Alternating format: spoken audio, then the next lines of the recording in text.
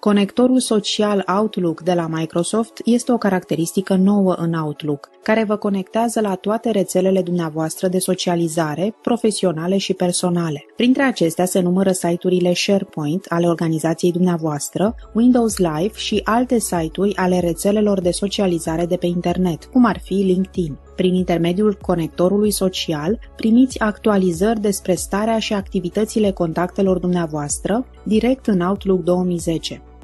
Conectorul social se conectează direct la site-urile SharePoint Server 2010 pentru a afișa actualizări și activități. Totuși, trebuie să descărcați și să instalați programul de completare al unui furnizor de conectori sociali pentru fiecare rețea de socializare pe care doriți să o utilizați. Aceste programe de completare sunt disponibile pe site-urile rețelelor de socializare care suportă conectorul social sau le puteți descărca de pe website-ul Microsoft. După ce conectorul social este conectat la toate rețelele dorite, acesta actualizează automat informațiile contactelor dumneavoastră profesionale și sociale în timp ce Outlook rulează.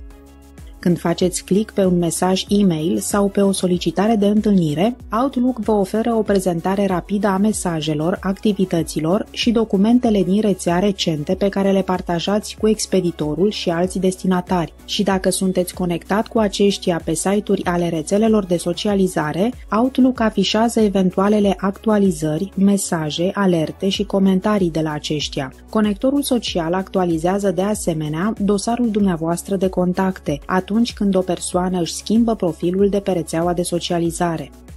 Conectorul social este reprezentat în interfața Outlook 2010 de People Pane. Când deschideți Outlook pentru prima dată, panoul Persoane este minimizat și apare în partea de jos a panoului de citire. Puteți face click pe săgeata de extindere pentru a vizualiza panoul Persoane. De asemenea, puteți face click pe partea superioară a panoului minimizat și să o glisați până când are dimensiunea dorită. Puteți utiliza fila View de pe panglică pentru a afișa sau ascunde panoul Persoane al conectorului social. Pentru a-l ascunde, faceți click pe butonul derulant People Pane și selectați Off. Puteți să îl reafișați selectând opțiunile Normal sau Minimized, în funcție de modul în care doriți să se afișeze. Când selectați un element Outlook, cum ar fi Inbox, panoul Persoane afișează toate informațiile de relaționare profesionale și sociale despre expeditorul mesajului e-mail. De asemenea, afișează o imagine miniaturală a persoanei respective și afișează miniaturi ale destinatarilor mesajului selectat. Panoul Persoane vă oferă informații despre expeditorul elementului selectat în 6 file. Aceste informații sunt colectate din diverse rețele de socializare pe care le utilizați atât dumneavoastră cât și expeditorul. Pagina All Items afișează un rezumat al tuturor mesajelor și activităților legate de persoana selectată. Printre acestea se numără mesaje e-mail, întâlniri, fluxuri, alerte și orice alte informații relevante.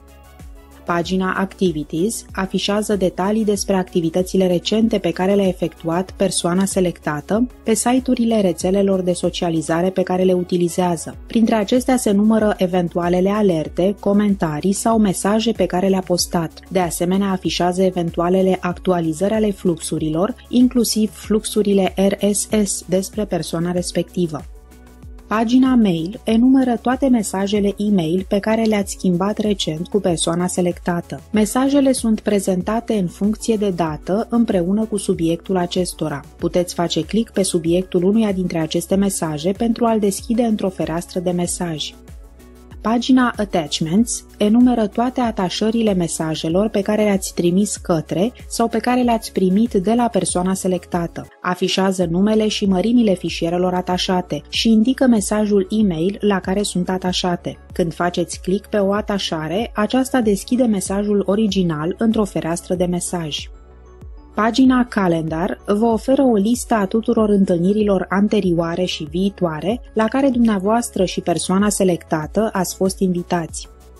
Pagina Status Updates afișează actualizările recente de stare postate de persoana selectată pe site-urile rețelelor de socializare pe care le utilizează.